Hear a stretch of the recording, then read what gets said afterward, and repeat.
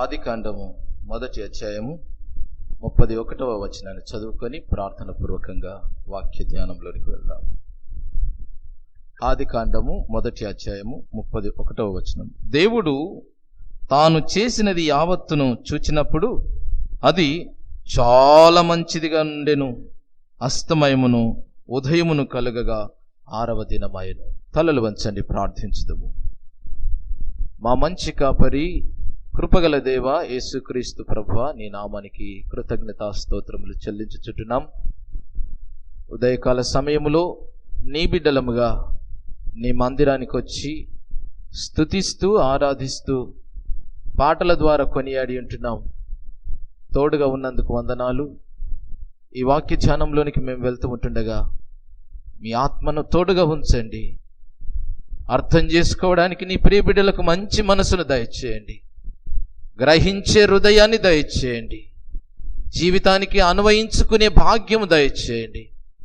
వాక్యములో ఉన్నటువంటి లోతును, మా తండ్రి మర్మములను, మీ జ్ఞానాన్ని బయలుపరిచి మా తండ్రి మేము దానిని అర్థం చేసుకొని దాని ప్రకారం జీవించే భాగ్యం దయచేయమని ఈ స్థలమున నిలబెట్టుకున్నటువంటి నన్ను నీ శిలువ సాటున మరుగుపరిచి నీ స్వరాన్ని నీ ప్రియ బిడ్డలకు వినిపించి మహిమ ఘనత ప్రభావం పొందుకుంటున్నారని విశ్వసిస్తూ జీవము గల యేసు పరిశుద్ధ నామమున ప్రార్థించి వేడుకుంటున్నాం తండ్రి, ఆమేన్. ఆమేన్. మన దేవుని నామమునకు మహిమ ఘనత ప్రభావములు చెల్లునుగాక. కూడి వచ్చిన ఆయన బిడ్డలుగా మీ అందరికీ మన ప్రభువును రక్షకుడైన క్రీస్తు యేసు పేరట శుభములను అందిస్తూ ఉంటున్నాను.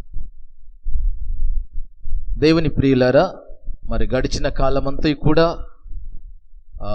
నూతన సంవత్సరం ఒడంబడిక ఆరాధన మొదలుకొని ఈ మాసం చివరి వరకు దేవుడు ఈ 31 దినములు మనతో ఉన్నాడని, మన కుటుంబాలతో ఉన్నాడని, విశేషముగా మన సంఘం అంతటితో తన హస్తము తోడుగా ఉందని, అందును బట్టి దేవునికి నా నిండైనటువంటి కృతజ్ఞతా స్తోత్రములు చెల్లించుచూ ఉంటున్నాను.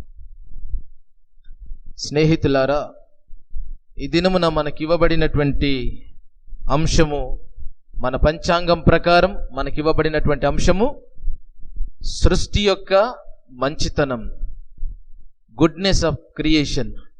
సృష్టి యొక్క మంచితనం. మరి ఈ అంశం మనకు అవసరమా? సృష్టి యొక్క మంచితనము అనేటటువంటి టాపిక్, థీమ్ మనకు అవసరమా? ఈ సిఎస్ఐ వాళ్ళందరూ కూడా రక్షణ, విశ్వాసము, ప్రేమ, కనికరము, పరలోకము, ఈ అంశాలు ఇవ్వాలి. కానీ ఈ సృష్టి యొక్క మంచితనము అనేటటువంటిది ఏంటండి అని చాలామంది బయట ప్రశ్నిస్తూ ఉంటుంటారు. ఈ అంశాన్ని చూడగానే ఇదేంటంటే ప్రకృతి గురించి, సృష్టి గురించి అని అంటారు. కానీ దేవుని ప్రియులారా, దేవుని చేత అభిషేకింపబడినటువంటి దైవజనులు, మేధావులు, జ్ఞానవంతులు, పాండిత్యం సంపాదించినటువంటి వారందరూ కూడా కలిసి దేవుని యొక్క సంపూర్ణతను జ్ఞాపకం చేసుకొని దేవుణ్ణి ఎలా ధ్యానించాలి అనేటటువంటిది జ్ఞాపకం చేసుకొని సంవత్సరానికి కావలసినటువంటి థీమ్స్, బైబిల్ లెసన్స్ మనకి ఏర్పాటు చేయడం జరిగింది. గనుక ఇక్కడ ఈ దినమున సృష్టి యొక్క మంచితనము అనేటటువంటి అంశాన్ని ధ్యానించడం చాలా అవసరమని ఒక క్రైస్తవ బిడ్డలుగా మనమందరం కూడా సృష్టి పట్ల అవగాహన కలిగి ఉండాలి, దేవుని యొక్క చేతి పనులను పరిశీలించాలి అని ఈ దినమున దేవుడు మనతో మాట్లాడడానికి మన పెద్దలు ఏర్పాటు చేసినటువంటి అంశాన్ని దేవుని యొద్ద వెళ్ళాలని ఏర్పాటు చేయడం జరిగింది. గనుక క్రియేషన్ ఆఫ్ గుడ్నెస్, దేవుని యొక్క సృష్టి యొక్క మంచితనం, సృష్టి ఎలా కలిగింది అని ఒక శాస్త్రవేత్తను వెళ్ళి అడిగితే ఏమని చెప్తాడు?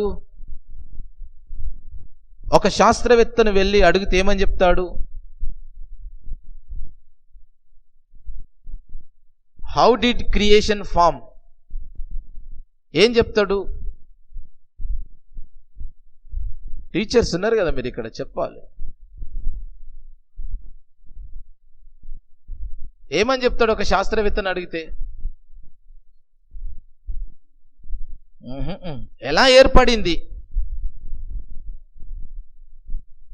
ఆ శాస్త్రవేత్తను అడిగితే ఏమని చెప్తాడంటే, ఒక మండుచున్న అగ్ని గోళం ఉండేనండి. ఆ గోళము, మండుచున్నటువంటి గోళము బాగా హీట్ అయిపోయి వేడెక్కి అది పదార్థాలుగా విడిపోయింది. ఒకటి ఇక్కడ పడింది, ఒకటి అక్కడ పడింది. ఇవే నవగ్రహాలు. ఆ నవగ్రహాల మీద కొంత ఆక్సిజన్, మనిషికి కావాల్సినటువంటి ఆక్సిజన్ ఉంది. అది మనిషికి కావాల్సినటువంటి జీవితాన్ని అందిస్తుంది. దాని మీద మానవుడు జీవించగలడు అని చెప్తాడు. మరి మనిషి ఎలా పుట్టిండని శాస్త్రవేత్తను అడిగితే, డార్విన్ గారిని అడిగితే ఏమని చెప్తాడు? డార్విన్ గారు జీవ పరిణామ సిద్ధాంతాన్ని ఆయన తీసుకొని వచ్చి, మానవుడు అనేటటువంటి వాడు ఈ భూమి మీద కోతి నుంచి పరిణామం చెందుతూ ఇదిగో ఈ ఆకారంలోనికి వచ్చిండు అని అంటారు. చివరికి ఆయన చనిపోతూ వాస్తవాన్ని గమనించినాడు. నేను నా సిద్ధాంతాన్ని ప్రపంచానికి అందించినాను, కానీ అది నిజమైనటువంటిది కాదు అని తన సిద్ధాంతాన్ని ఒప్పుకొని నిద్రించినాడు.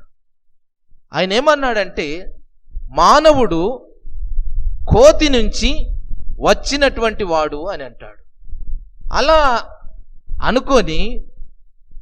అనుకుంటే ఇప్పుడు మనం చూస్తున్నటువంటి కోతులు ఎంత పరిణామం చెంది ఏ దశలో ఉన్నాయి? ఒకవేళ డార్విన్ గారి సిద్ధాంతమే నిజమైతే భూమి మీద అన్ని కోతులు మనుషుల రూపంలోనికి రావాలి, మనిషి ఆకారంలోనికి రావాలి. కానీ ఏ కోతి కూడా మన కండ్ల ముంగట చూస్తున్నటువంటి ఏ కోతి కూడా ఒక స్త్రీగా ఒక పురుషునిగా మారిన కోతిని మీరు చూసిరా యాస్బెస్టస్ లో? చూడలేరు. నేను కూడా ఎక్కడ చూడలే. ఆ రీతిగా జీవ పరిణామ సిద్ధాంతాన్ని తీసుకుని వచ్చి మనిషి కోతి నుంచి ఉద్భవించిండు అని చెప్పేసిండు. ఈజిప్ట్ దేశంలో కొన్ని కథలున్నాయి. భూమి ఎలా ఉద్భవించింది, సృష్టి ఎలా చేయబడింది అనేటటువంటి దానికి. మన భారతదేశానికి వచ్చేసరికి హిందూ మతంలో సృష్టి ఎలా బయటికి వచ్చింది, చేయబడింది అని అంటే ఏమని చెప్తారు? బ్రహ్మ సృష్టిని కలగజేసినాడు, విష్ణువు కాపాడినాడు. బ్రహ్మ, విష్ణువు, మహేశ్వరుడు అనేటటువంటి వాడు శిక్షను అందించినాడు. వీరి ముగ్గురు ద్వారా, బ్రహ్మ ద్వారా సృష్టి అనేటటువంటిది చేయబడింది అని అంటాడు. ఇక వీటన్నిటికీ సరి అయినటువంటి ఆధారాలేమి లేవు. కానీ చరిత్రలో ఎవరైనా సరే బిగినింగ్, ప్రారంభం ఎక్కడ నుండి అని మొదలు పెడితే బైబిల్లో ఉన్నటువంటి మొదటి చాప్టర్ని తీసుకుంటారు. ఏ మేధావి అయినా, ఏ ఎకనామిక్స్ ప్రొఫెసర్ అయినా, ఏ శాస్త్రవేత్త అయినా దీనిని ఆధారం చేసుకొని ఏం చేస్తాడంటే, బిగినింగ్ ఎక్కడ, అసలు బిగినింగ్ ఎక్కడ అని జ్ఞాపకం చేస్తాడు. అప్పుడు బైబిల్ దగ్గరికి వచ్చి మొదటి చాప్టర్ను, సెకండ్ చాప్టర్ను చదవడం మొదలు పెడతాడు. అప్పుడు వారికి ఒక ఆధారం అనేటటువంటిది దొరుకుతూ ఉంది. గనుక ఈ సృష్టి పరిశుద్ధ గ్రంథం ప్రకారం ఎలా అది సృష్టింపబడింది అని జ్ఞాపకం చేసుకుంటే, దేవుని ప్రియులారా, బారా, BARA, బారా అని హీబ్రూలో అంటారు. బారా అని ఆ మాటకు అర్థం ఏంటంటే, ఏమీ లేనటువంటి స్థలములో నుంచి అన్నింటిని తీసుకురావడం, శూన్యములో నుంచి అన్నింటిని కలగజేయడాన్ని బారా అంటారు. గ్రీకులోనికి వచ్చేసరికి ఈ మాటకు అర్థం ఏంటంటే కెటిసిస్ అంటారు.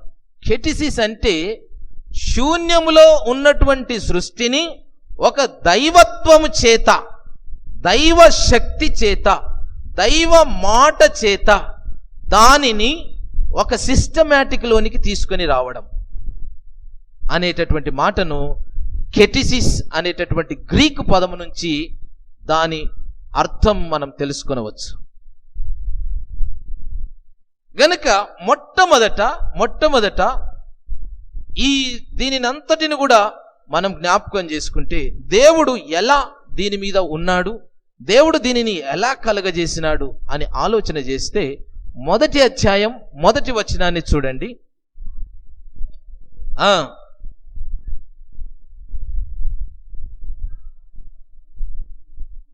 చాలు. ఎట్లుందంట? భూమి, రెండు పదాలను మీకు జ్ఞాపకం చేస్తే ఇక్కడ ఒకటి ఎంప్టీనెస్, ఖాళీ, శూన్యం, మరొకటి డిజార్డర్, నిరాకారముగాను ఉంది, శూన్యముగాను ఉంది. గనుక దేవుని ప్రియులరా, ఈ శూన్యములో నుంచి దేవుడు తన మాట చేత ఒక్కొక్క దానిని కలగజేస్తున్నాడు. అందుకే ఆ జలముల పైన దేవుని యొక్క ఆత్మ అల్లాడుచుండెను అని అన్నాడు. గనుక జగతికి పునాది వేయబడక మునిపే దేవుని యొక్క ఆత్మ ఉంది. దేవుని యొక్క ఆత్మ ఉంది. గనుక ఈ డిజార్డర్ నుంచి, ఈ ఎంప్టీనెస్ నుంచి దేవుడు తన యొక్క వాక్, వర్డ్, శబ్దం, పలుకు, నోటి మాట ద్వారా కలుగునుగాక ఈ గందరగోళ పరిస్థితిని, కేయాస్, నిరాకారముగాను ఈ గందరగోళ పరిస్థితిని అంతటిని కూడా తీసివేసి ఒక సిస్టమాటిక్ విధానంలో దేవుడు తన నోటి మాట ద్వారా కలగజేస్తూ ఉన్నాడు. గనుక ఇప్పుడు వెలుగు కలుగునుగాక అని అన్నప్పుడు వెలుగు కలిగింది. ఆ వెలుగు మంచిదైనట్లు చూసినాడు. ఆ వెలుగునకు పగటిని ఏలుటకు పగలనియు, రాత్రిని ఏలుటకు రాత్రి అనియు పేర్లు పెట్టి పైన జ్యోతులను కలగజేసినాడు. పగటిని ఏలుటకు సూర్యుడు, రాత్రిని ఏలుటకు చంద్రుడు. వాటి స్థానములో ఆయన స్థిరపరిచినాడు. వాటి స్థానంలో వాటిని క్రమముగా స్థిరపరిచినాడు. అందుకే 24 అవర్స్ కాగానే దేవుడు ఆ నియమాన్ని పెట్టినాడు. తన చుట్టూ తాను తిరగాలి. భూమికి తన చుట్టూ తాను తిరుగుతూ సూర్యుని చుట్టూ తిరిగి రావాలి.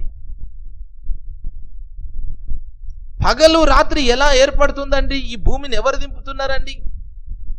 ఇది కరెక్ట్ టైంకు తిరుగుతుందండి అని అంటాం. దాని వెనకల ఉన్నటువంటి వారు, ఈ సృష్టిని చేసిన సృష్టికర్త ఉన్నాడు.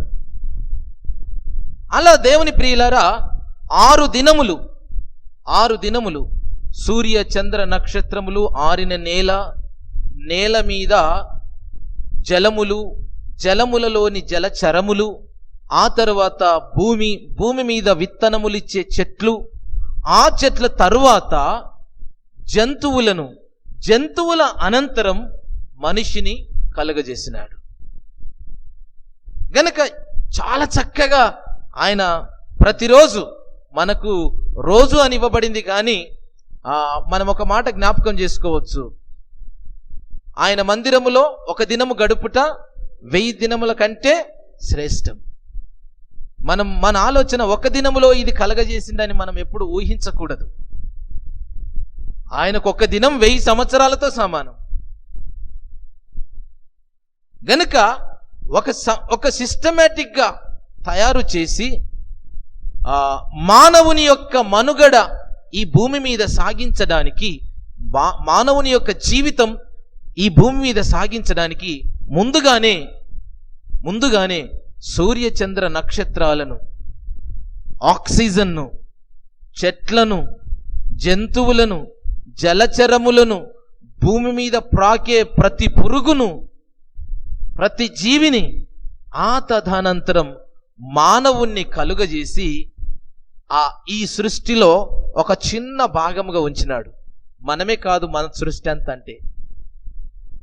ఇప్పుడు సృష్టి అంటే ఒక నిర్వచనం మనం ఏమనియొచ్చు?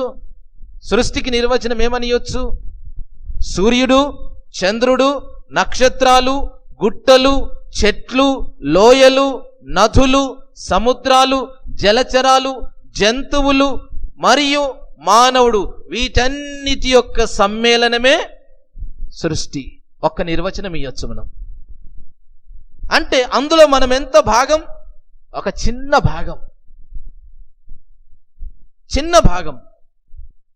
గనక మనలను ప్రత్యేకమైనటువంటి తన ఇమేజ్తో తన స్వరూపంలో మనలను చేసినటువంటి దేవుడు మనకేమిచ్చిండంటే పవర్ ఇచ్చిండు. ఒకసారి కీర్తనల గ్రంథం 8వ అధ్యాయంలోకి వెళ్దాం. కీర్తనల గ్రంథం 8వ అధ్యాయము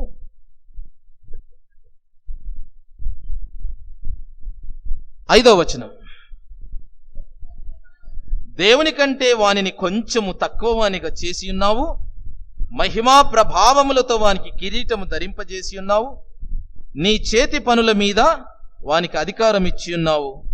గొర్రెలనన్నిటినీ, ఎడ్లనన్నిటినీ, అడవి మృగములను, ఆకాశ పక్షులను, సముద్ర మత్స్యములను, సముద్రములలో సంచరించు వాటన్నిటినీ వాని పాదముల కింద నీవు ఉంచి ఉన్నావు. యెహోవా మా ప్రభువా, భూమి అందంతటా నీ నామం ఎంత ప్రభావము గలది. ఇది ఆయన సార్వభౌమాధికారం కలిగినటువంటి దేవుడు. భూమిని ఆయనని కలగజేసినాడు. సూర్య చంద్ర నక్షత్రాలను కలగజేసిన వాడు ఆయనే. మానవుని కూడా కలగజేసినటువంటి వాడు ఆయనే. ఎంత చక్కటి ఆక్సిజన్ మనకి ఇస్తున్నాడు, ఎంత చక్కటి సూర్యుణ్ణి, చంద్రుణ్ణి, వెలుతురును. అంతేకాకుండా మనకు అడవులున్నాయి, అడవుల నుంచి మంచి ఫలాలు, ఆ చెట్ల నుంచి మంచి ఆక్సిజను, భూమి నుంచి మంచి పంటలు, నదుల నుంచి మనకు వ్యవసాయం కొరకైనటువంటి నీళ్లు, అందులో జీవించేటటువంటి చేపలు, రకరకాలైనటువంటి జలచరాలు. వీటన్నిటిని చూస్తే దేవుని ప్రియులారా, ఎంత చక్కటి అందమైనటువంటి సృష్టి అండి. అందమైనటువంటి సృష్టి. Beauty of the nature, beauty of the creation. దేవుడు అలా కలగజేసినాడు. మీరు ఎప్పుడన్నా వాట్సాప్లోనికి వెళ్ళి ఒక పువ్వు మొగ్గగా ఉన్నప్పుడు అది విప్పుతూ ఉంటుంది, వికసిస్తూ ఉంటుంది, దాన్ని చూడండి. నేను చూసిన, మేము 10th class, 9th class, 8th class చదివేటప్పుడు మా చేనికి పోయేటటువంటి సమయంలో ప్రొద్దున 4-5 గంటల ప్రాంతంలో వెళ్ళి జొన్నలు వండిస్తుంటిమి. జొన్నలు వండించేటటువంటి సమయంలో ఈ ఉదయం ఆ కంకి బయటికి వచ్చిన తర్వాత ఆ ఉదయం పిట్టలన్నీ కూడా, పక్షులన్నీ కూడా వచ్చి వాటిని తినేస్తూ ఉంటాయి. తినేయకుండా కావలిపోతుంటివి వాటిని తోలడానికి, పారద్రోలడానికి. అయితే ఆ టైంలో కొన్ని కంకులు, వెన్నులు బయటికి వస్తాయి, కొన్ని రావడానికి సిద్ధమవుతూ ఉంటాయి. ఆ టైంలో చూడాలి, అది సృష్టి దేవుడు ఎలా కలగజేసిందంటే, అది విప్పుతూ ఉంటున్నటువంటి సమయంలో కరకర కరకరమని సౌండ్ వస్తుంది. మంచి శబ్దంతో వచ్చి కొద్ది కొద్దిగా ఇట్లా బయటికి వస్తూ ఉంటుంది. దానిని ప్రత్యక్షంగా నేను చూసిన. మీరు పువ్వులను కూడా చూడండి. మీ ఇళ్లలో, మీ ఇంటి ముందర ఉన్నటువంటి ఆ పూల తోటలో ఆ పువ్వు విప్పేటటువంటి సమయంలో చూడండి, ఎలా కలగజేసింది ఇంత మంచి అందమైనటువంటి సృష్టిని. అందుకని దేవుడు ప్రతిరోజు తన చేతి పనులను చూస్తూ ఉంటుంటే చాలా ఆనందం, సంతోషం కలుగజేస్తూ ఉంటుంది. కనుక ప్రతిదీ కూడా ఒక సిస్టమేటిక్లో తయారు చేసి దేవుడు ఏమని జ్ఞాపకం చేసిండంటే, వాల్యుబుల్ ఇచ్చేసిండు, విలువ కట్టేసిండు. 31వ వచనంలో చూడండి, ఆదికాండం 1వ అధ్యాయం 31వ వచనంలో, దేవుడు తాను చేసినది యావత్తును చూచినప్పుడు చాలా మంచిదిగా ఉండెను, చాలా మంచిదిగా ఉండెను. ఎంత గొప్ప దేవుడు చూడండి. తాను చేసినటువంటి పనిని తానే పరీక్షించుకుంటుండు. తన చేతులతో చేసి, సూర్యుడు బాగున్నాడా, సూర్యుని ద్వారా సూర్యకిరణాలు భూమి మీదకి వస్తున్నాయా, వచ్చిన తర్వాత ఇక్కడ కిరణజన్య సంయోగ క్రియ చెట్ల మీద పడి జరుగుతూ ఉంటుంది. అంతేకాకుండా మనుషులకు కూడా డి విటమిన్ అందించి వారి బొక్కలను, ఎముకలను గట్టి తనంలోనికి తీసుకొని వస్తుంది.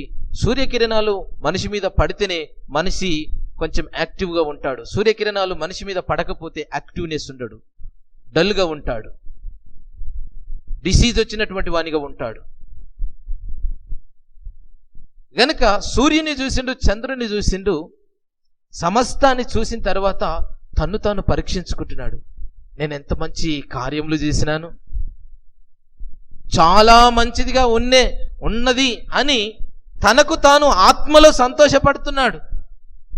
కనుక దేవుని బిడ్డగా ఇక్కడ కూర్చున్నటువంటి వారముగా నీ క్రియలు, నీవు చేస్తున్నటువంటి పనులు ఎప్పటికప్పుడు పరీక్షించుకోవాలి. నేను చేస్తున్న పని సరి అయినదేనా, నేను మాట్లాడుతున్నటువంటి మాట సరి అయినదేనా, నేను నడుస్తున్న నడక, నా ప్రవర్తన సరి అయినదేనా.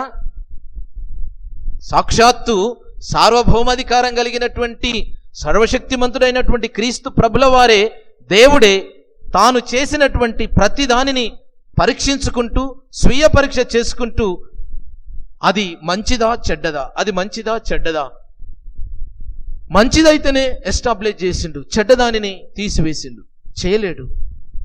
కనుక దేవుని ప్రియులారా, ఇక్కడ మనం చూస్తూ ఉంటుంటే నిరాకారముగా, శూన్యముగా ఉన్నటువంటి దీనిని ఒక క్రమబద్ధతలోనికి తీసుకుని వచ్చి తన నోటి మాట ద్వారా, తన చేతుల ద్వారా మానవునికి అధికారాన్ని అనుగ్రహించినాడు.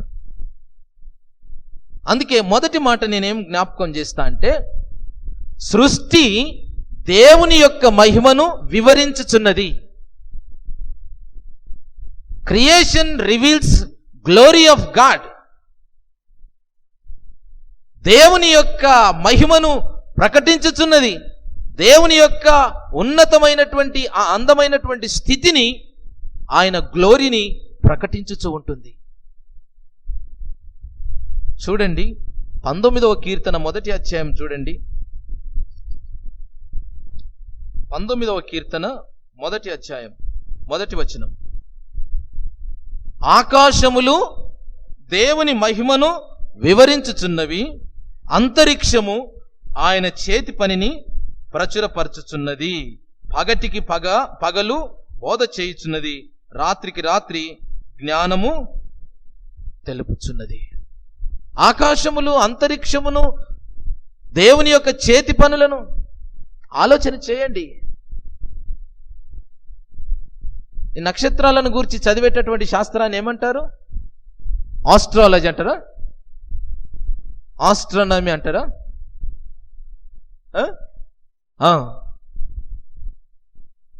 అంతరిక్షం గురించి, చుక్కల గురించి చేస్తూ ఉంటుంటారు పరిశోధనలు.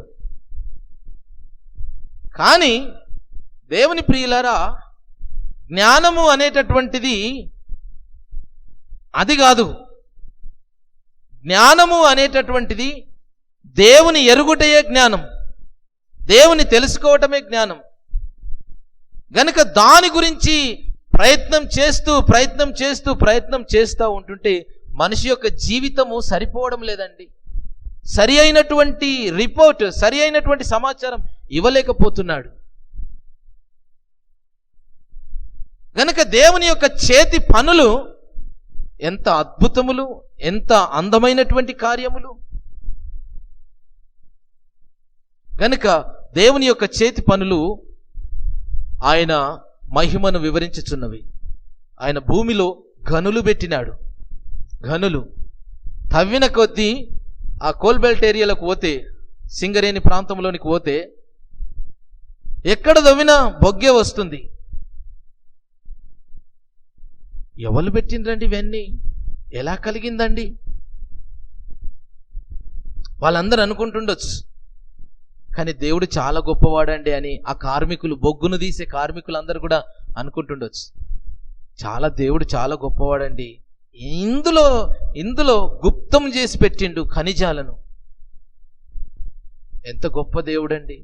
అంతేకాదు, భూమి లోపల నీకు వాటర్ పెట్టిండు.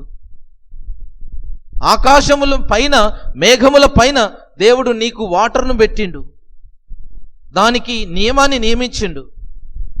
భూమికి పునాదులు చేసిండు, స్థిరపరిచిండు. కదులదు.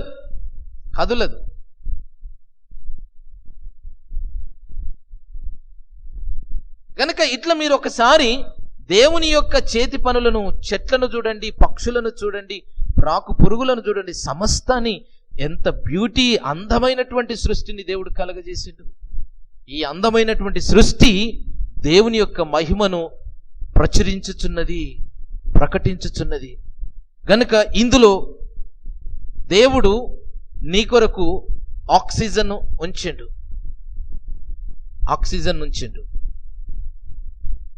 ఈ ఆక్సిజన్ పీల్చుకోకుండా నీవు బ్రతకగలుగుతావా? బ్రతకలేవు. ఇందులో వృక్షాలలో చాలా అమూల్యమైనటువంటి వృక్షాలను నీకు పెట్టిండు. ఇప్పుడు డెంగ్యూ ఫీవర్ వచ్చిందంటే నీవేం చేస్తావు? నీకు వచ్చే ఆలోచన, ఇప్పుడు డాక్టర్లు ఇచ్చేటటువంటి ఆలోచన ఏంటి? పప్పాయ ఆ ఆకులు తెంపి కడిగి దాన్ని గ్రైండింగ్ చేసి దాని రసం తీస్తే, ఏ పేషెంట్ అయితే ప్లేట్లెట్స్ తగ్గిపోయినటువంటి పేషెంట్ ఎవరైతే ఉంటారో వారికి తాపితే, వారికి వాటిని ఇస్తే, వారు తిరిగి ఆ ప్లేట్లెట్లు మళ్ళీ ఇంకా పునరుత్పత్తి అవుతాయి, అధిక సంఖ్యలో వస్తాయి. దేవుడు వైద్యాన్ని ఎక్కడ పెట్టిండు? సృష్టిలో పెట్టిండు.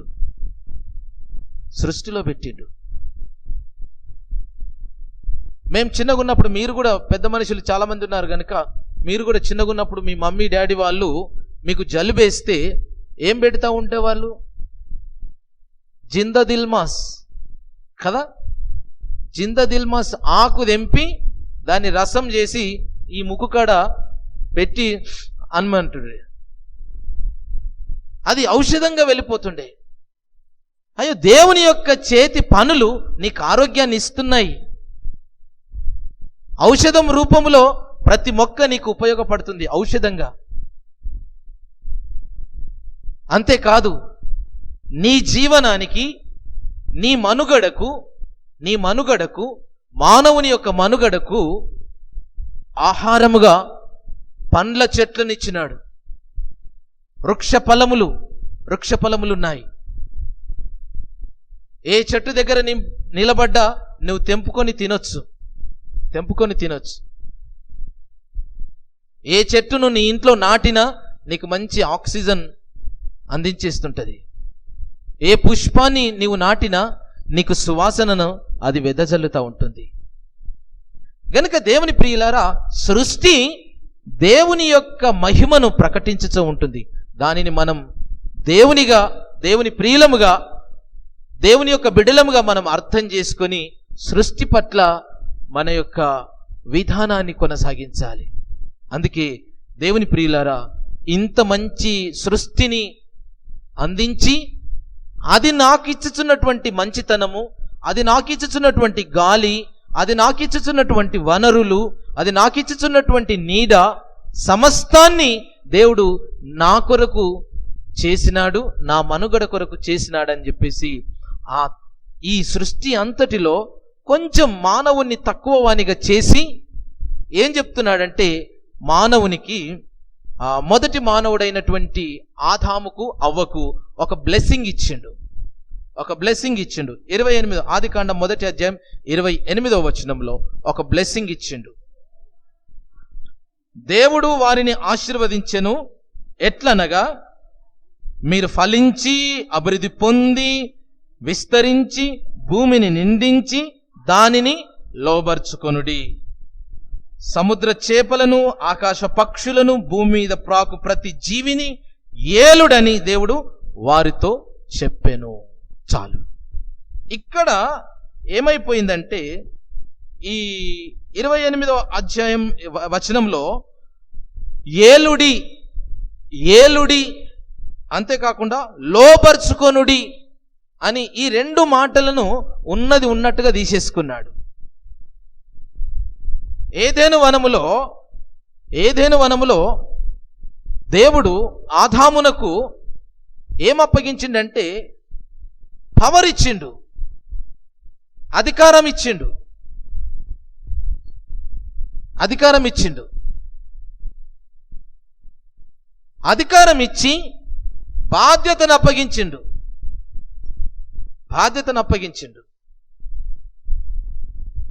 ఈ అధికారాన్ని మానవుడు దుర్వినియోగపరిచి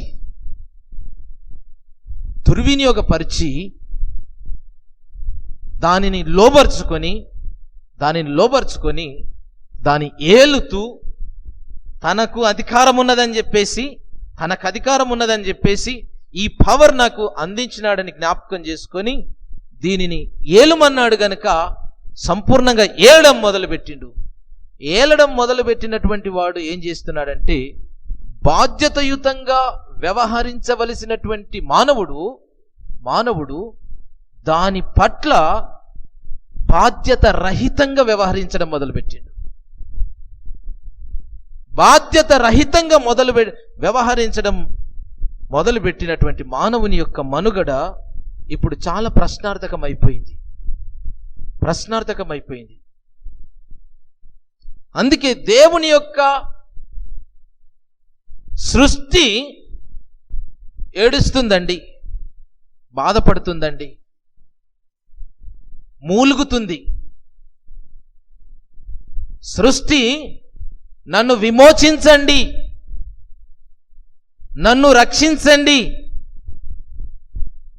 నన్ను కాపాడండి అని అది మూలుగుతుంది, అది ఏడుస్తుంది. విమోచన కొరకు మానవుడు ఒకడే కాదు, సృష్టి సహితం అది ఎదురు చూస్తుంది. ఎవరు పాడు చేసినారు? ఎవరికి అధికారం ఇస్తే దేవుని ఇల్లు ఇది. ఈ సృష్టి అంతా కూడా దేవుని యొక్క ఇల్లు. ఈ ఇంటిలో నిన్ను అద్దెకుంచినాడు, ఈ ఇంటిలో నీకు అధికారం ఇచ్చినాడు, కాపాడుమన్నాడు, బాధ్యతగా వ్యవహరించుమన్నాడు, దాని పట్ల సంరక్షణ చేయమన్నాడు. కానీ దేవుని ప్రియులారా, ఆకాశములు దేవుని యొక్క మహిమను ప్రకటించుచున్నవి అని అన్నాం. ఆయన చేతి పనులు, దేవుని యొక్క చేతి పనులు ఆయన మహిమను ప్రకటిస్తున్నాయని జ్ఞాపకం చేసుకున్నాం. చూడండి, ఈ సమయంలో ఆక్సిజన్ కొనుక్కునేటటువంటి దౌర్భాగ్యం రాలే, ఆక్సిజన్ కొనుక్కునేటటువంటి స్థితి రాలే.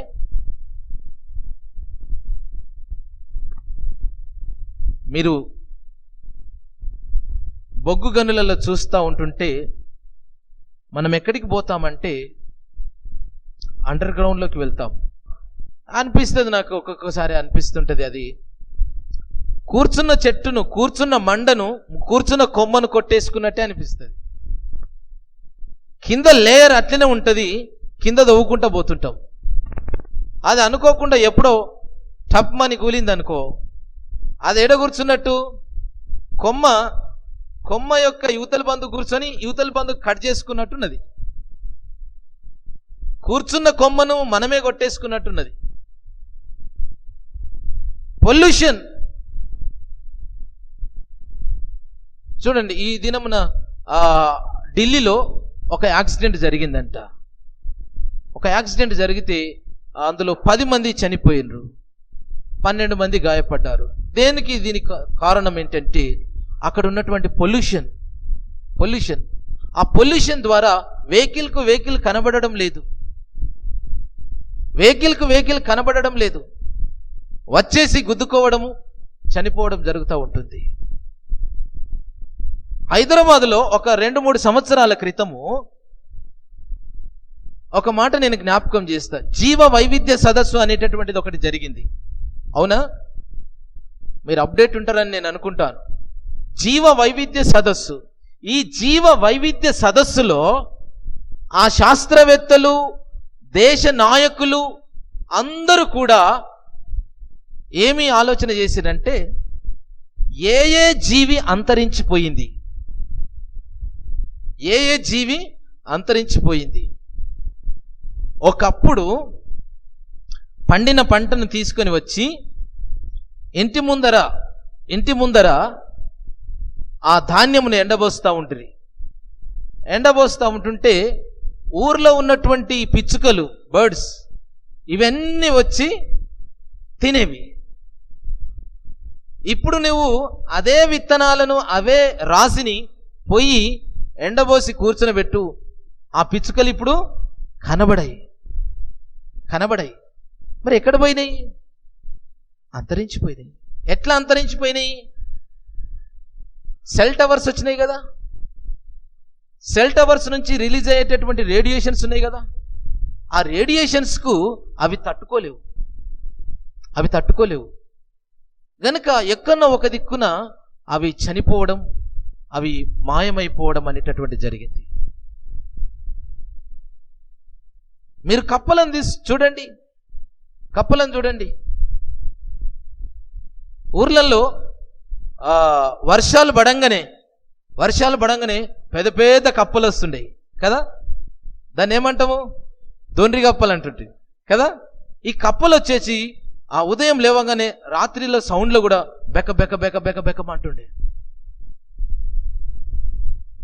అవసరమైతే ఇండ్లలోని కూడా వస్తుండేటటువంటి. ఇప్పుడు చూడండి, అవి కనబడుతున్నాయా? ఎటుపోయినాయి? మరి ఎటుపోయినాయి ఆ కప్పలన్నీ? నిన్ను చేసినట్టే దేవుడు వాటిని కూడా చేసిండు కదా, మరి నువ్వు ఉన్నవి ఎట్లా? అవి పోయినాయి ఎట్లా? ఎటుపోయినాయి? పట్టుకపోయి ల్యాబ్లకు తీసుకుపోయి చంపుతలేవా?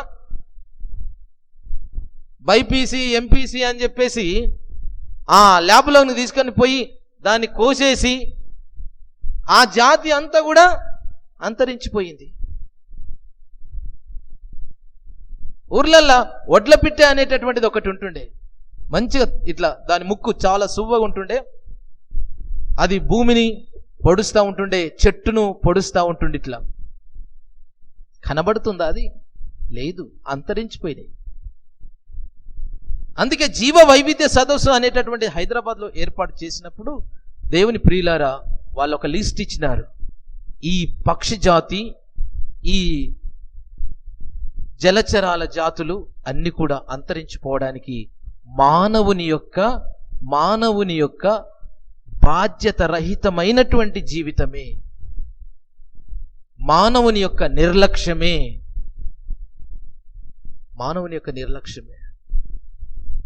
కనుక ఇప్పుడు సృష్టి ప్రమాదంలో పడ్డదని, మానవుని మనుగడ ప్రమాదంలో పడ్డదని మేల్కొల్పి ఏమంటున్నారంటే చెట్లను కాపాడండి.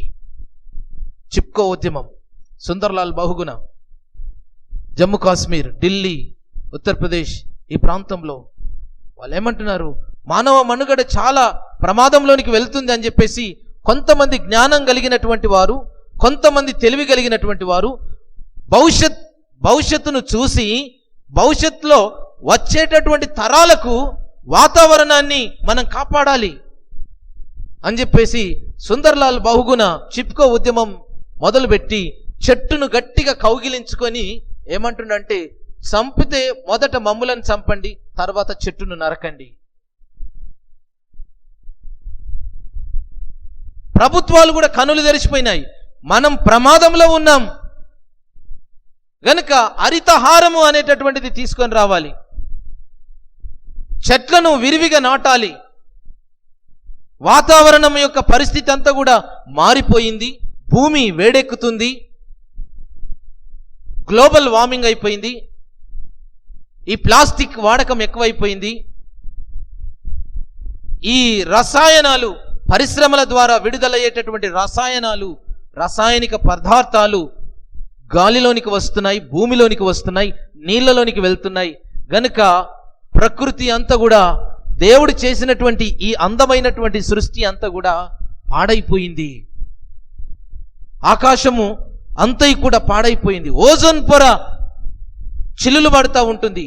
చిల్లులు పడితే సూర్యకిరణాలు నేరుగా మన మీద పడితే మన ఒళ్ళు గగుర్లు పొడిచి పొక్కులు వచ్చేసి డిసీజులు వచ్చేస్తాయి, వ్యాధులు వచ్చేస్తాయి, త్వరగా చనిపోతావు. అందుకని మనకు కావలసినటువంటి ఏ కిరణాలు కావాలనో ఆ కిరణాలను మాత్రమే మనకు అందిస్తుంది ఆ పొర. గనక ఇప్పుడు అది సన్నబడిపోయింది, అవసరమైతే అక్కడక్కడ పలుచగా ఉంటుంది అని చెప్పేసి శాస్త్రవేత్తలందరూ కూడా జ్ఞాపకం చేస్తూ ఉంటున్నారు. మానవ మనుగడ ప్రమాదంలోనికి వెళ్ళింది గనక సృష్టి కూడా నన్ను విమోచించండి అని వేడుకుంటుంది. నేను ఇలా ఉండేటటువంటి వాడిని కాదు అని గాలి అంటుంది. నేను భూమి అంతటా కూడా విస్తరించి ఉండేటటువంటి దానినని అడవి అంటుంది.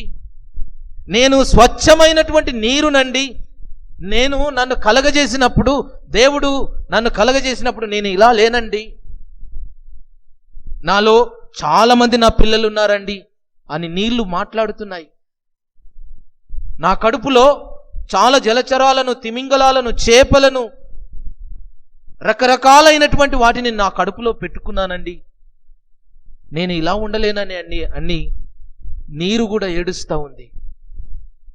సముద్రాలు, నదులు, లోయలు, కుంటలు ఏడుస్తూ ఉన్నాయి విమోచన కొరకు. గాలి కూడా అంటుంది, మీరు వదులుతున్నటువంటి ఆ పారిశ్రామిక వాడలో నుంచి వస్తున్నటువంటి ఆ పొగ ద్వారా నేను ఇలా లేనండి, వ్యర్థమైపోయినానండి, పొల్యూషన్తో నింపబడ్డానండి అని గాలి కూడా అడుగుతూ ఉంది మనలను. దీనంతటికి కారణం మానవుని యొక్క బాధ్యతరహితమైనటువంటి జీవితమే. దీన్ని కాపాడుకోవాల్సినటువంటి అవసరత మనకెంతైనా ఉంది. అందుకే అధికారాన్ని ఇస్తే, ఇల్లంతటిలో, సృష్టి అంతటిలో నీకు అధికారాన్ని ఇస్తే, నీ అధికారాన్ని నువ్వేం చేస్తున్నావు? నీ అధికారాన్ని ఇస్తే విచక్షణ రహితంగా ప్రవర్తించవలసినటువంటి నీవు దేవుడు వద్దన్నటువంటి దాన్ని చేస్తావు, చేసి పాపాన్ని తెచ్చుకుంటావు. ఈ పాపపు ఆలోచనలతో, అభివృద్ధి అనేటటువంటి పేరుతో, సాంకేతిక విజ్ఞానం అనేటటువంటి దానితో దేవుని యొక్క అందమైనటువంటి సృష్టిని అంతా కూడా పాడు చేసి నీ జీవితాన్ని పాడు చేసుకొని పాపములో పడిపోయినావు. ఒక పక్కన మానవుడు పాప జీవితంలో జీవించిపోతున్నాడు, మరియు సృష్టి కూడా పాడు చేస్తూ ఉంటున్నాడు. మానవుడు, సృష్టి రెండు కూడా దీన స్థితిలోనికి వెళ్ళిపోయినాయి. గనుక దేవుని ప్రియులారా, దేవుడు మొదట మానవునికి రక్షణ అందించడానికి యేసుక్రీస్తు ప్రభుల వారు ఈ లోకానికి పంపబడ్డాడు. అందుకే ఆయన ఈ లోకానికి వచ్చి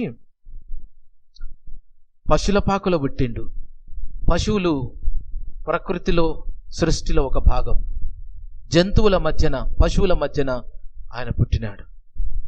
ఆయన బోధ మీరు చూడండి, ఆయన బోధ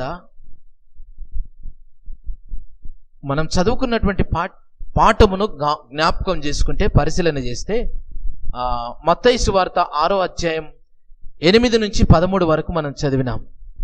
8 నుంచి 13 వరకు చదివినాం. మత్తయి సువార్త 5వ అధ్యాయం 1వ వచనం చదవండి. మత్తయి సువార్త 5వ అధ్యాయం 1వ వచనం. ఆయన జన సమూహములను చూచి ఒక కొండ ఎక్కి కూర్చుండగా చాలు. ఎక్కడున్నాడు ఆయన ఇప్పుడు? కొండ మీద. సృష్టిలో కొండలు ఒక భాగమా కాదా? ఒక భాగమే. ఆయన ఈ పాపములో పడిపోయినటువంటి మానవుణ్ణి, పరలోక సంబంధమైనటువంటి దేవుని యొక్క చేతి పనులను, దేవుని యొక్క మహిమను తిరిగి అతనిలో పునర్ప్రతిష్ఠించడానికి మొదట రక్షణ కార్యం కంటే ముందు ఆయన మానవునికి బోధించడం మొదలుపెట్టినాడు. దేవుని యొక్క రాజ్యాన్ని గురించి, దేవుని యొక్క చేతి పనులను గురించి, ఆ మహిమ కలిగినటువంటి రాజ్యాన్ని గురించి మానవునికి మొదలు పెట్టడం ఎక్కడికి తీసుకుపోయింది? ఈ ప్రజలందరినీ కూడా అడవిలోనికి తీసుకుపోయిండు. అడవిలోనికి తీసుకొని పోయిండు. అడవిలోనికి తీసుకొని పోయి ఒక ఉన్నతమైనటువంటి కొండ మీద కూర్చొని, ఆ పచ్చిక బయలులలో వారిని కూర్చునబెట్టి, గడ్డి మీద వారిని కూర్చునబెట్టి, ఆ లోయలను, కొండలను, ఆ చెట్లను, వాటన్నిటిని, అంటే ఆ సృష్టిలో కూర్చునబెట్టి, ప్రకృతిలో వారిని కూర్చునబెట్టి, పచ్చటి గడ్డి మీద వారిని కూర్చునబెట్టి, వారికి దైవ రాజ్య విలువలను గూర్చి, దేవుని యొక్క రాజ్యాన్ని గూర్చి, రక్షణను గూర్చి చెప్పడం మొదలుపెట్టినాడు. అందుకే దేవుని ప్రియులారా, యేసుక్రీస్తు ప్రభుల వారి యొక్క నూతన సృష్టి, క్రీస్తు ద్వారా నూతన సృష్టి అనేటటువంటిది క్రమబద్ధీకరింపబడటానికి యేసుక్రీస్తు ప్రభుల వారు మొదట మానవునికి రక్షణ అనుగ్రహించడానికి, తరువాత ఇదిగో మూలుగుతున్నదే సృష్టి. ఆ మాట చూద్దాం. రోమా పత్రిక 8వ అధ్యాయము, రోమీయులకు రాసినటువంటి పత్రిక, అపోస్తులైన పౌలు రోమీయులకు రాసిన పత్రిక 8వ అధ్యాయం 18వ వచనం 20-22 వరకు చదువుకుందాం.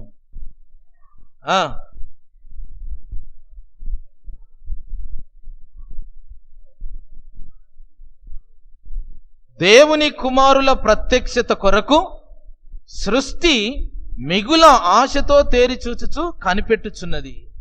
ఏలయనగా సృష్టి నాశనమునకు లోనైన దాస్యములో నుండి విడిపింపబడి దేవుని పిల్లలు పొందబోవు మహిమగల స్వాతంత్రం పొందునను నిరీక్షణ గలదై స్వేచ్ఛగా గాక దానిని లోపరిచిన వాని మూలముగా వ్యర్థపరచబడెను. సృష్టి యావత్తు ఇది వరకు ఏకాగ్రీవంగా మూలుగుచు ప్రసవ వేదన పడుచున్నదని ఎరుగుదుము. అందుకే మొదటి సృష్టి నాశనమైందా కాలేదా? అయిందా కాలేదా? ఎప్పుడైంది? నోహావు కాలంలో. ఎవరిని బట్టి అయింది? మానవుణ్ణి బట్టి మొదట తాను కలగజేసినటువంటిదంతా కూడా నాశనమునకు లోనైంది. ఎవరికైతే దానిని అప్పగించినానో, ఎవరి చేతులైతే దానిని పెట్టినానో వాని వల్లనే నాశనమైపోయింది. వాని వలననే గాలి పాడైపోయింది, నీళ్లు పాడైపోయినాయి, భూమి కదలడం మొదలుపెట్టింది. భూమికి నియమం ఇచ్చిండు దేవుడు, కదలడకుండా స్థిరమైనటువంటి నియమం ఇచ్చిండు.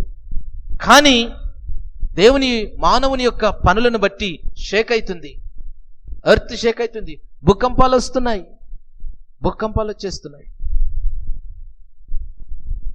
గనుక మానవునికి రక్షణ, ఆ తరువాత సృష్టికి కూడా రక్షణ అవసరమై ఉందని దేవుడు జ్ఞాపకం చేస్తున్నాడు. ఎవరి చేతులు అయితే సృష్టిని పెట్టినానో వాని వలననే అది మూలుగుచున్నది. అది వేదన పడుచున్నది అని జ్ఞాపకం చేస్తున్నాడు.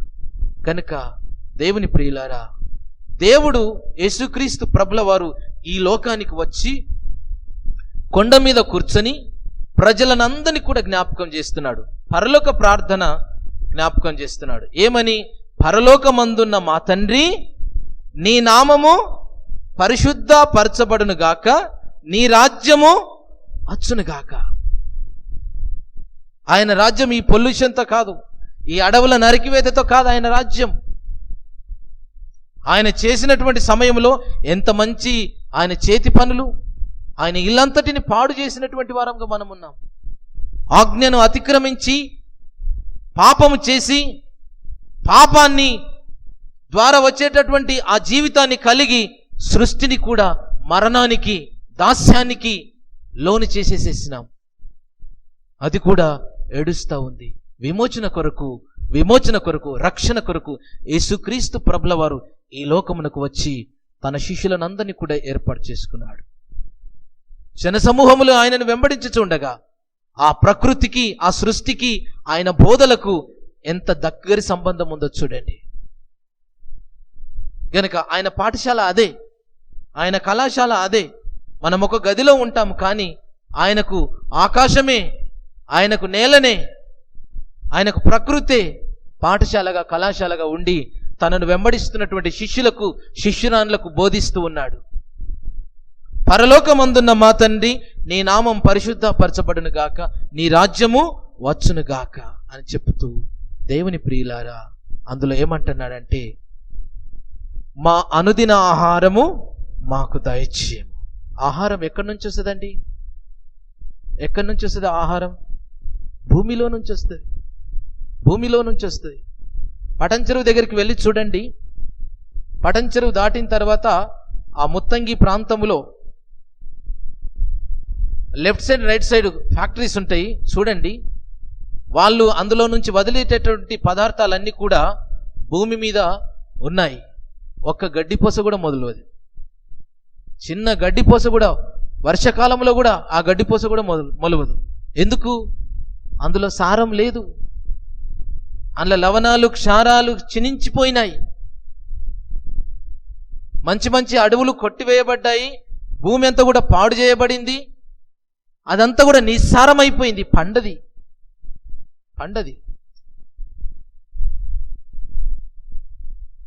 గనుక భూమి కూడా అడుగుతుంది, నిన్ను నిస్సారమైపోయినాను, నన్ను సారములోనికి తీసుకొని రండి. భూమి కూడా ఏడుస్తూ ఉంది, వేదన పడుతూ ఉంటుంది. కనుక దేవుని ప్రియులారా, యేసుక్రీస్తు ప్రభుల వారు శిష్యులందరికీ జ్ఞాపకం చేస్తూ నేర్పిస్తున్నాడు, మా అనుదిన ఆహారము నేడు మాకు దయచేయము. మా ఎడల అపరాధము చేసి ఉన్న వారిని మేము క్షమించినున్న ప్రకారము మా అపరాధములను క్షమించము. పశ్చాత్తాపపడాలి. ఇక్కడ నువ్వు ఒక మనిషిగా, దేవుడు నిన్ను తన స్వరూపాన్ని ఇచ్చి, తన రక్షణనిచ్చి, తన మహిమను నీకు ఇస్తే, మహిమలో నుంచి బయటికి వచ్చి పాపము చేసి, పాపము ద్వారా మరణాన్ని తెచ్చుకొని, ఆ మరణం యొక్క ప్రభావాన్ని సృష్టికంతగా అంటగట్టి, నీవు విచక్షణ రహితంగా, తెలివి లేకుండా, జ్ఞానము లేకుండా ఎదుటి వ్యక్తితో ప్రవర్తించి, అన్యాయముగా దూషిస్తూ, అక్రమముగా నడవడిక కలిగి, ఒక మనిషిని, నీ ఎదుటి మనిషిని, నీకున్నటువంటి ఇచ్చినటువంటి మానవ మనుగడకు ఇచ్చినటువంటి దానంగా ఇచ్చినటువంటి అందమైనటువంటి ప్రకృతిని, సృష్టిని, రెండింటిని పాడు చేసినవే. అక్కడ శిష్యులకు నేర్పిస్తున్నాడు, మేము మా అపరాధములను క్షమించుము. మొదట మేము చేసినటువంటి, తండ్రి నా అపరాధాన్ని క్షమించు నాయనా, నీ స్వరూపంలో నుంచి నేను బయటికి వచ్చినాను, నీ మహిమలో నుంచి నేను బయటికి వచ్చినాను, ఆజ్ఞను అతిక్రమించినాను, లోబర్చుకున్నామన్నావు, తిరిగి దీనిని పునఃప్రతిష్ఠించమన్నావు. కానీ అజ్ఞానిగా, తెలివి లేనటువంటి వానిగా ప్రవర్తించి నా జీవితాన్ని నేనే పాడు చేసుకున్నాను. నీవిచ్చినటువంటి ఈ అందమైనటువంటి సృష్టిని కూడా పాడు చేసినాను. మొదట మనలను మనం స్వీయ పరీక్ష చేసుకొని మా అపరాధములను క్షమించుమని దేవుని ఎదుట గోజాడేటటువంటి బిడ్డలంగా మనం ఉండాలి.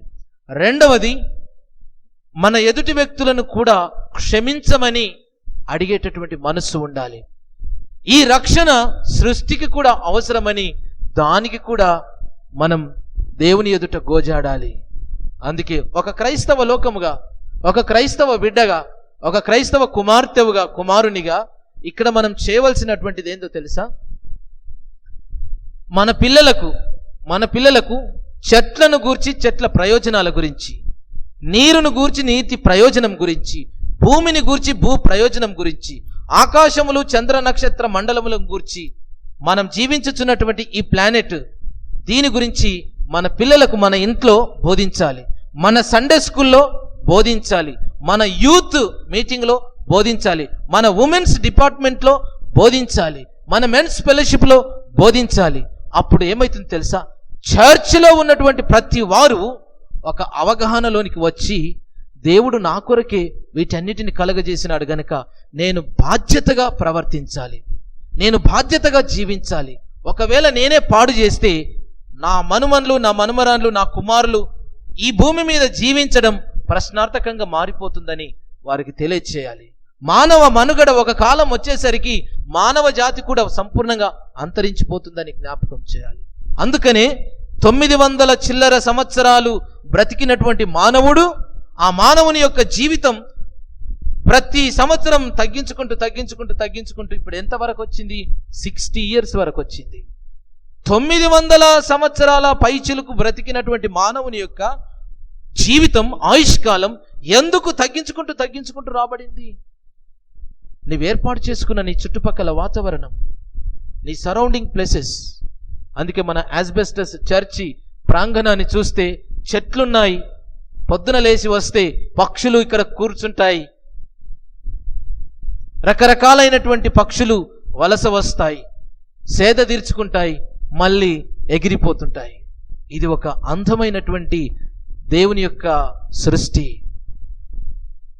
కనుక దేవుని ప్రియులారా, చెట్లను ప్రేమించే వారముగా, ప్రకృతిని మనమందరం కూడా కాపాడేటటువంటి వారంగా మనం ఉండాలి. అందుకని కీర్తనకారుడు ఏమంటాడంటే, వీటన్నిటిని కలగజేసినటువంటి దేవుని యొక్క మహాశక్తిని బట్టి, ఆయన మహాప్రభావమును బట్టి ఆయనకు కృతజ్ఞతలు చెల్లించండి అని అంటాడు.